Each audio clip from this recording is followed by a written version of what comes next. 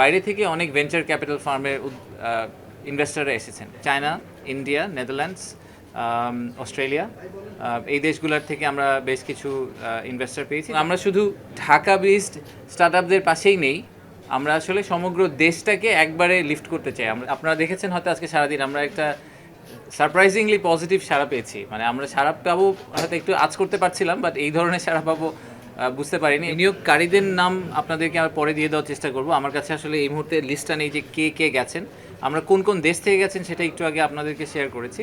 So যে কটা দেশের নাম আমি শুনেছি, যে চায়না, ইন্ডিয়া, নেদারল্যান্ডস, অস্ট্রেলিয়া, এই দেশগুলোর থেকে আমরা বেশ কিছু ইনভেস্টর পেয়েছি যারা গেছেন।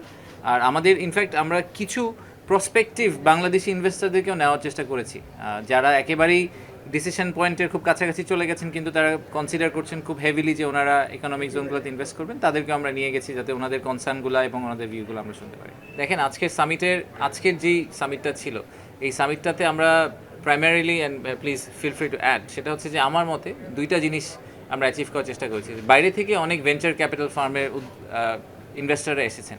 তাদেরকে যে মেসেজটা আমরা দেওয়ার চেষ্টা করেছি সেটা হচ্ছে যে নতুন বাংলাদেশে, নিউ বাংলাদেশ, আমরা কোলাবোরেটিভলি রেড টেপগুলোকে রিমুভ করার চেষ্টা করছি।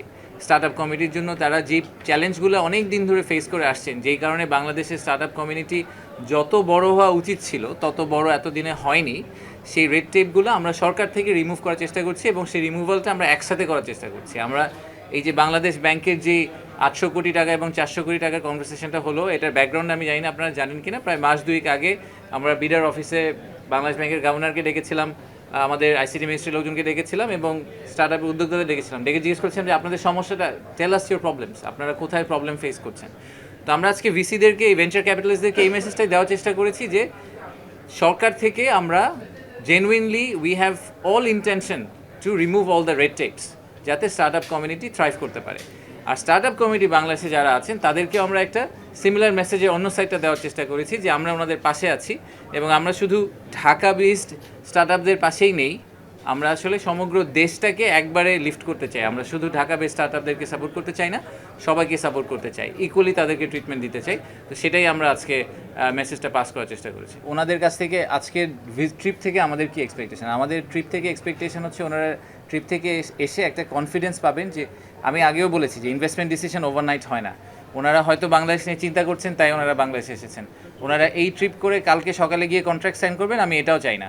ওনারা একটা পজিটিভ আউটলুক নিয়ে ফেরত যাবেন, ওনারা হেড অফিসে যাবেন, হেড অফিসে গিয়ে কনসাল্ট করবেন, ওনারা বলবেন যে আমি ফিজিক্যালি দেখে এসেছি, জায়গাটা কাজ করছে।